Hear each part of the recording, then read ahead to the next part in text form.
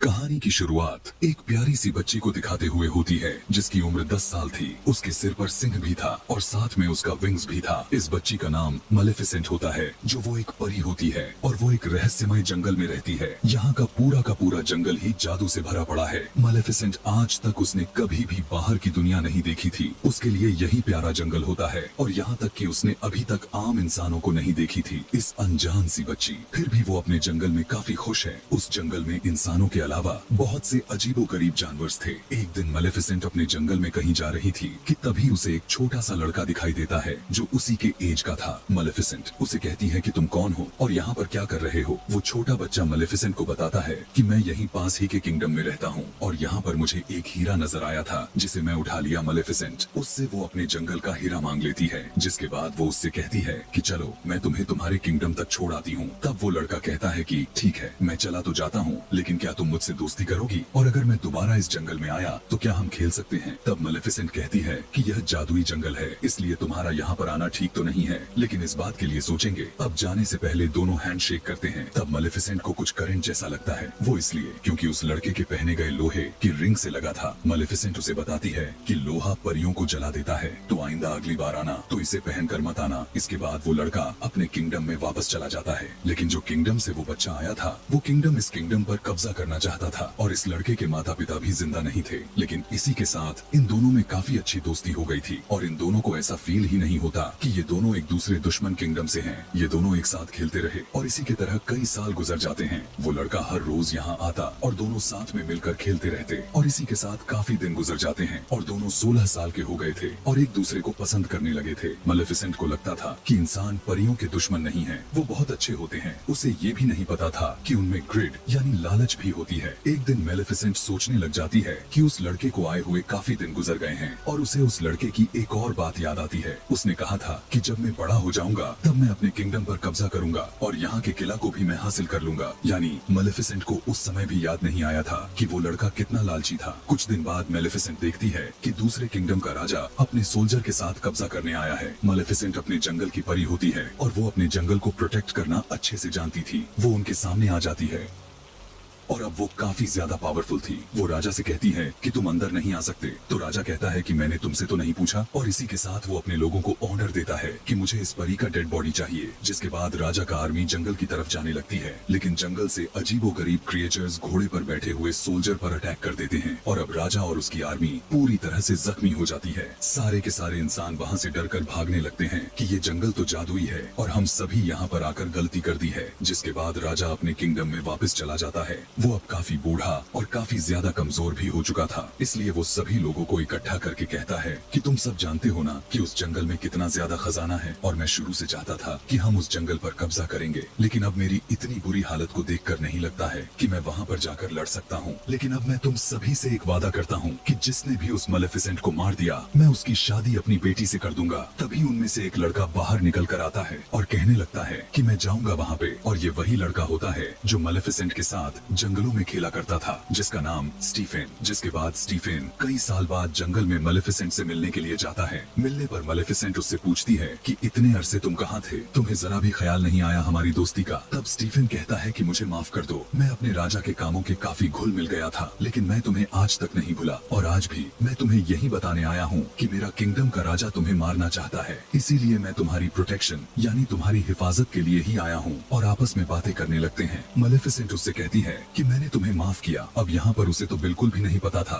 कि इंसान किस कदर बुरे होते हैं और यह कहते हुए वो उस पर यकीन कर लेती है। लेकिन स्टीफेन बहुत ज्यादा लालची इंसान था। वो उसे नशे की दवाई पिला देता है पानी में और पीते ही वो एकदम से बेहोश हो जाती है। जिसके बाद स्टीफेन अपने चाकू से उसे मारने की कोशिश करता है, लेकिन वो इसमें नाकाम रह जाता है। अगली सुबह जब मलेफिसेंट आंखें खोलती है तो वो देखती है कि उसके तो पर ही नहीं होते, उसके पीठ पर काफी ज्यादा जख्म होता है। उसे यह देखकर अपने आंखों पर यकीन ही नहीं हो रहा था और वो दर्द से चिल्लाने लगती है क्योंकि अब वो पहले जैसा परी नहीं रही। दूसरी तरफ हम देखते हैं कि स्टीफेन मलेफिसेंट का पर लेकर उसी राजा के पास जाता है और कहता है कि मैंने किया हुआ वादा पूरा कर दिया। इस काम से राजा काफी खुश हो जाता है और वो उसे इस किंगडम का राजा बना देते हैं। दूसरी तरफ जंगल में हमें मलेफिसेंट दिखाई जाती है जो कि काफी उदास थी क्योंकि अब वो उड़ नहीं सकती थी। वो एक जंगल में जा रही होती है, तब वो देखती है कि एक शिकारी एक कौवे को मारने वाला था। उसे यह देखकर रहा नहीं जाता, इसलिए वो फौरन उस कौवे को इंसान बना देती है। वो वो शिकारी डर कर वहाँ से भाग जाता है। वो कोआ मेलेफिसेंट के पास आकर थैंक्स बोलता है और पूछने लगता है कि आपने ऐसा क्यों किया। तब मेलेफिसेंट कहती है कि मैं नहीं बता सकती, बस ऐसे ही। तब वो कोआ यानी आदमी कहता है कि अब मैं सारी जिंदगी आपका गुलाम रहूंगा, आप जो मुझसे कहेंगी मैं वो हर बात मानूंगा, क्योंकि वो इंसान बनने पर काफी खुश होता है। मेलेफिसेंट भी इस बात से काफी खुश होती है और उसका नाम डेविल रखती है। तब डेविल सिर्फ मेलेफिसेंट को इन्फॉर्मेशन लाकर देता था। मेलेफिसेंट को यहाँ पर पता चलता है कि स्टीफन ने सिर्फ और सिर्फ राजा बनने के लिए ही उसका पर काटा था, इसलिए वो अब इंसानों से नफरत करने लगती है और उसका ट्रस्ट इंसानों से खत्म हो जाता है। अगले सीन में हम देखते हैं उस किंगडम में स्टीफन का राजा के बेटी के साथ शादी हो जाती है, जिसके बाद उसकी एक बेटी भी पैदा होती है। इसी खुशी में उस हवेली में काफी ज्यादा सेलिब्रेशंस हो रही थी और इसीलिए पता भी नहीं चल पा रहा था कि वहाँ पर कौन कौन आ रहा था और कितने कितने दूर से आ रहा था। और इसी का फायदा उठाते हुए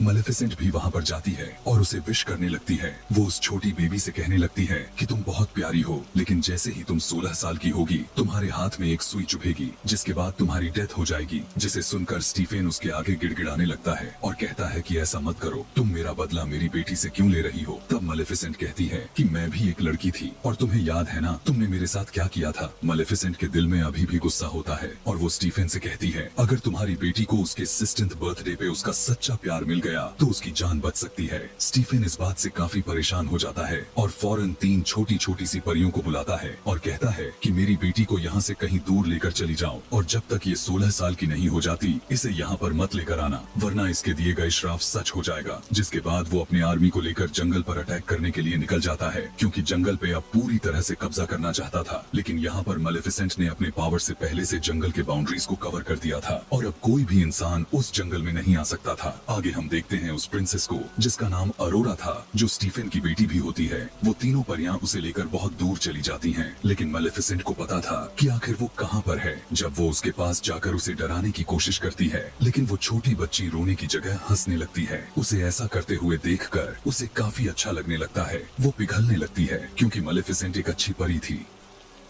वो तीनों छोटी छोटी परियां जो प्रिंसेस की केयर करती थीं, वो काफी ज्यादा केयरलेस थीं, लेकिन इन परियों की जगह अक्सर मेलेफिसेंट ही प्रिंसेस अरोरा का जान बचाती थी। जैसे कि वो जब पहाड़ से नीचे गिरती थी तब मेलेफिसेंट उसकी जान बचा लेती थी। इसी तरह से वक्त के साथ अरोरा अब बड़ी हो रही थी और वो अब पूरे 15 साल की हो चुकी थी, यानी अब उसका कर्ज पूरा होने में सिर्फ 1 साल ही बचा था। अब जो 3 छोटी छोटी परियां थीं, वो उसे बाउंड्री के पास लेकर जाती हैं। तभी वो बड़ी बड़ी लकड़ियां देखती हैं। प्रिंसेस अरोरा ने भी बाहर की दुनिया नहीं देखी थी, जैसे कि मेलेफिसेंट ने नहीं देखी थी। इसलिए अरोरा सोचने लगती है कि आखिर बाहर है क्या, और वो एक दिन वहाँ पर जाकर देखने लगती है कि तभी उसे फील होने लगता है कि वहाँ पर कोई है और वो चिल्लाकर कहने लगती है कि अगर कोई है तो बाहर आओ, मुझे तुमसे बात करनी है। वहाँ पर कोई और नहीं बल्कि मेलेफिसेंट ही थी। उसे रहा नहीं जाता तो तुरंत अरोरा के सामने आ जाती है। मेलेफिसेंट जब उसे देखती है तब अरोरा मेलेफिसेंट से कहती है कि आप तो वही हैं, आप तो मेरी गॉड मदर है जो बचपन में मेरे पास आया करती थी और मेरा ख्याल रखती हैं, लेकिन कभी मेरे सामने क्यों नहीं आई। मैं आपको पहचानती हूँ और मुझे आपके साथ में वो कोआ भी बहुत अच्छा लगता है। मेलेफिसेंट को उसकी बातें सुनकर उसके चेहरे पर मुस्कान से भर जाते हैं, क्योंकि वो बहुत अच्छी परी जो थी और अब वो अरोरा से प्यार करने लगती है और अब वो नहीं चाहती थी कि जो मैंने उसे श्राप दिया था उसे वो लग जाए। वो दोनों एक साथ रहने लगी थी, दोनों एक माँ बेटी की तरह साथ में रहती और एक दूसरे का ख्याल रखती। एक दिन जब प्रिंसेस अरोरा सो रही थी तब मेलेफिसेंट उसके पास आकर अपने श्राप को वापस लेने की कोशिश करती है, लेकिन अब उसे पता चलता है कि इतने सालों पहले के दिए गए श्राप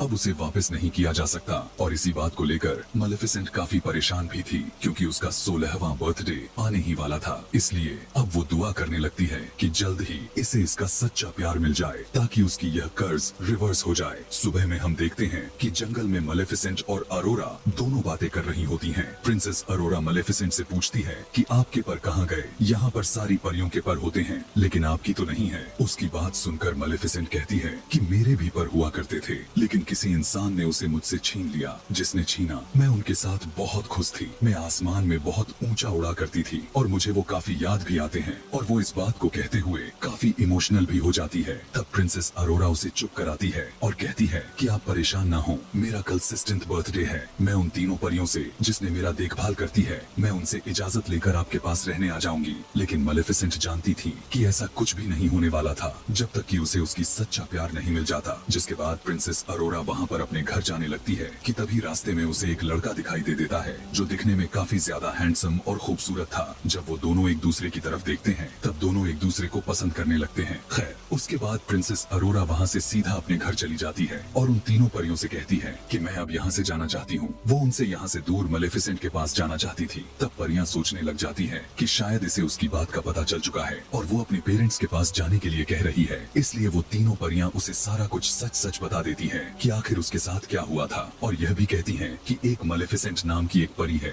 जो तुम्हारी जान लेना चाहती है। इस बात को सुनकर अरोरा को उसकी बातों पर यकीन नहीं आता। वो काफी उदास होकर मेलेफिसेंट के पास जाती है और उससे कहती है कि क्या जो मैं सुना वो सारा कुछ सच है। तब मेलेफिसेंट उससे कहती है कि हाँ यह सब सच है, मैंने तुम्हें श्राप दिया था लेकिन अब मेरा दिल बदल चुका है। यह सब मैंने तुम्हारे फादर की वजह से किया था। मैं भी अब नहीं चाहती कि तुम मर जाओ। मैं तुमसे बहुत प्यार करती हूँ। लेकिन प्रिंसेस अरोरा काफी ज्यादा हर्ट हो जाती है और वहाँ से चली जाती है। वो सीधा अपने फादर यानी स्टीफन के गले में लग जाती है और रोते हुए अरोरा अपने डैड से कहती है कि मैंने आप लोगों को बहुत मिस किया। मुझे लगता था कि शायद मैं अकेली हूँ, लेकिन यहाँ अब स्टीफन को उन तीनों परियों पर काफी ज्यादा गुस्सा आता है और वो कहता है कि तुमसे मैंने कहा था कि इसे उसके 16th बर्थडे के एक दिन बाद लेकर आना था, तो एक दिन पहले क्यों लेकर चले आए। और उसका कर्ज पूरा भी होने वाला था और वो अपने आर्मी से कहता है कि उसे एक कमरे में बंद कर दो जहाँ पर उसके पास कोई भी ना जा पाए। लेकिन वो राजा कर्ज को यानी उस श्राप को रोक थोड़ी सकता था। और अब जैसे ही प्रिंसेस अरोरा का 16th बर्थडे आता है तो कर्ज के असर में प्रिंसेस अरोरा खुद वहाँ पर चली जाती है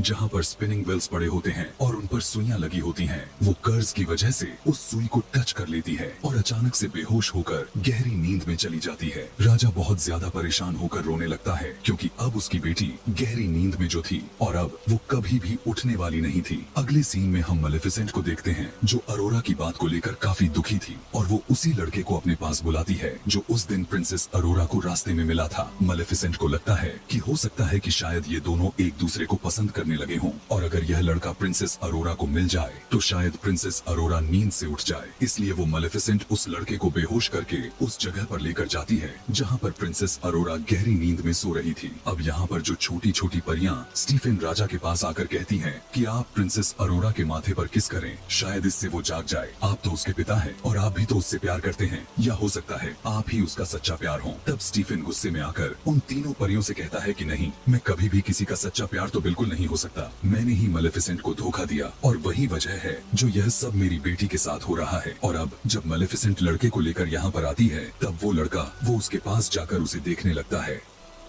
तब भी प्रिंसेस अरोरा नहीं जागती। मेलेफिसेंट को पता चल जाता है कि यह उसका ट्रू लव तो नहीं है और वो इस बात को लेकर काफी ज्यादा रोने लग जाती है और उसे अपने गलतियों का एहसास होने लगा था और उससे कहती है कि मैं तुम्हें बहुत याद करूंगी, मैं तुम्हारी स्माइल को काफी मिस करूंगी। यह कहते हुए मेलेफिसेंट उसके माथे पर किस करती है और वहाँ से जाने लगती है। लेकिन तभी उसके पीछे से आवाज आती है, आप कहाँ जा रही हो? और यह आवाज प्रिंसेस अरोरा की होती है। उसका सच्चा प्यार कोई और नहीं बल्कि मेलेफिसेंट ही थी क्योंकि वो उसे दिल से प्यार करती थी। प्रिंसेस अरोरा मेलेफिसेंट से कहती है कि मैं आपके साथ जंगल में चलूंगी। तब मेलेफिसेंट उसे अपने साथ लेकर जाने लगती है कि तभी स्टीफन के लोग उस पर जाल डाल देते हैं। वो लोहे का जाल होता है जो कि परियों को जला सकता था। यहाँ पर सभी सोल्जर मिलकर मेलेफिसेंट को काफी बुरी तरह से मारने लगते हैं। गुस्से में आकर मेलेफिसेंट अपने कौवे को ड्रैगन बना देती है और वो कौवा ड्रैगन बनते ही अपने मुंह से आग निकालने लगता है और सभी सोल्जर को जलाकर राख कर देता है, जिसके बाद मेलेफिसेंट आजाद हो जाती है। लेकिन तभी वहाँ पर किंग स्टीफन अपने लोगों के साथ आ जाता है और उसने अपने शरीर पर लोहे की शील्ड पहनी होती है